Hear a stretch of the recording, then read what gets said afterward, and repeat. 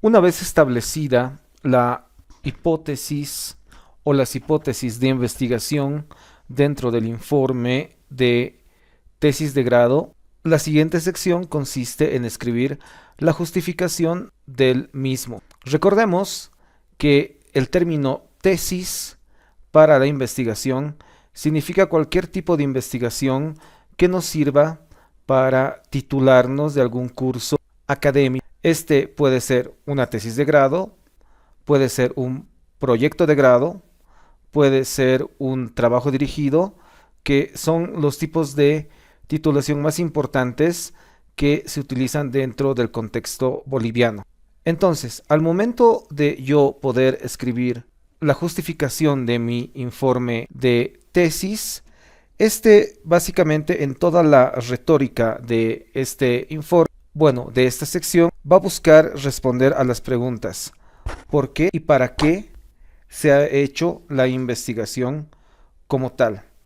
En este sentido, desde una perspectiva netamente gramatical, vamos a decir que la justificación debe ser escrita sobre todo en un tono académico claro y objetivo. Además, que ésta, al denotar el porqué y el para qué de la investigación, debe seguir un tono también argumentativo a modo de persuasión, con datos, citas y hechos que justifiquen la relevancia del estudio.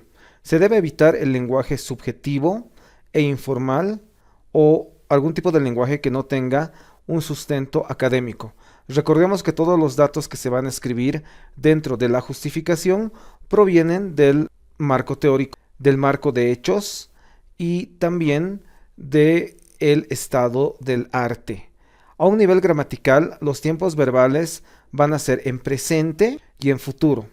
En presente, para describir el problema, el contexto y la relevancia actual del tema. En futuro, para referirse a los fines y posibles contribuciones del estudio como tal. Entonces, a continuación, vamos a ir revisando lo que van a ser los pasos didácticos para redactar una justificación de un informe de tesis. El paso número 1 tiene que ver con explicar las razones que motivaron la investigación, respondiendo a la pregunta ¿por qué?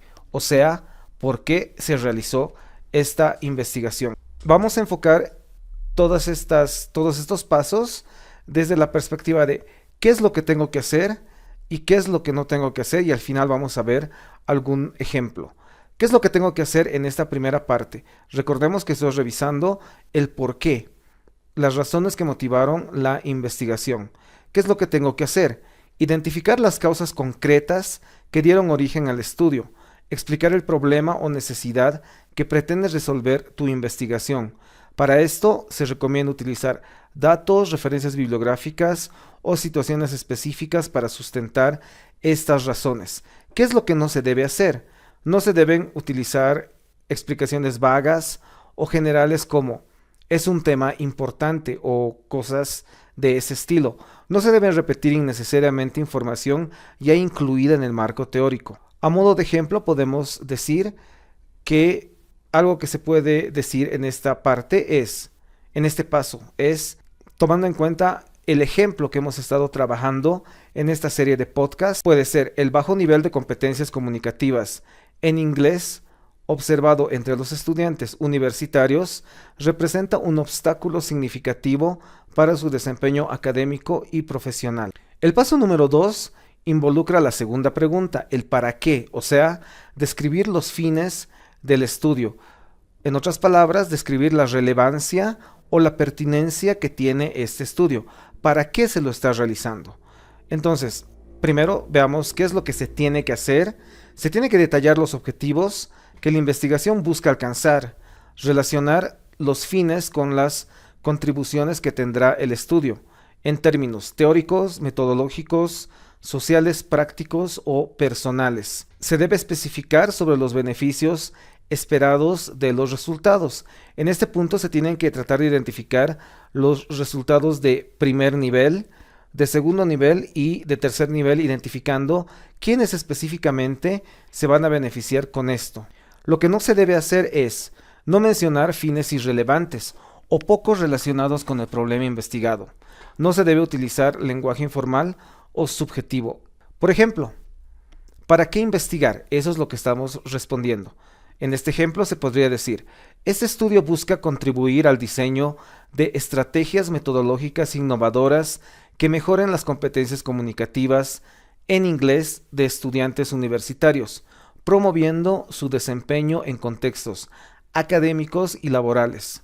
Obviamente esto que acabo de escribir proviene del marco teórico, o sea, es información, digamos, resumida que proviene ya de la investigación bibliográfica que se ha realizado previamente. El paso 3 es especificar los tipos de fines que orientan el estudio. Por ejemplo, ¿qué es lo que tengo que hacer? Se deben identificar los fines teóricos, o sea, en términos bibliográficos, en las teorías que se han podido investigar y rescatar, en términos metodológicos, o sea, a un nivel de metodología, epistemología, dentro de la ciencia que se está investigando. Se deben identificar fines sociales, o sea, decir la sociedad cómo se va a beneficiar con esta investigación. Con fines prácticos y personales también que me van a guiar por la investigación. Se debe resaltar especialmente los fines teóricos y sociales, que son los más importantes y los que normalmente son revisados con más detalle por los tribunales que luego revisarán la investigación. Explicar cómo cada tipo de fin se relaciona con el problema y con los objetivos. ¿Qué es lo que no se tiene que hacer? No hablemos de fines que no se pueden alcanzar o que no se alcanzó con la investigación. Tratemos de no mezclar los tipos de fines de manera confusa. Lo mejor es detallar de la manera más simple, más concreta y más clara los fines que se han ido persiguiendo, sobre todo los fines teóricos y sociales como se mencionaban anteriormente. Por ejemplo, fines teóricos. Proporcionar un marco conceptual que realice el aprendizaje basado en proyectos con el desarrollo de competencias comunicativas. Fines sociales. Mejorar la calidad de la enseñanza del inglés en contextos universitarios, facilitando la inserción social de los estudiantes. Fines prácticos. Diseñar e implementar estrategias pedagógicas basadas en proyectos para mejorar las competencias comunicativas. El paso 4 es mantener la relación lógica con los objetivos y problemas planteados. Recordemos en este ejemplo que estamos realizando, pueden revisar los anteriores podcasts y podrán revisar los objetivos que ya se plantearon en nuestro ejemplo, obviamente, y también las preguntas de investigación que se han planteado en relación al problema que también se ha detallado, y debería haber una correlación entre objetivos, problemas, pregunta de investigación.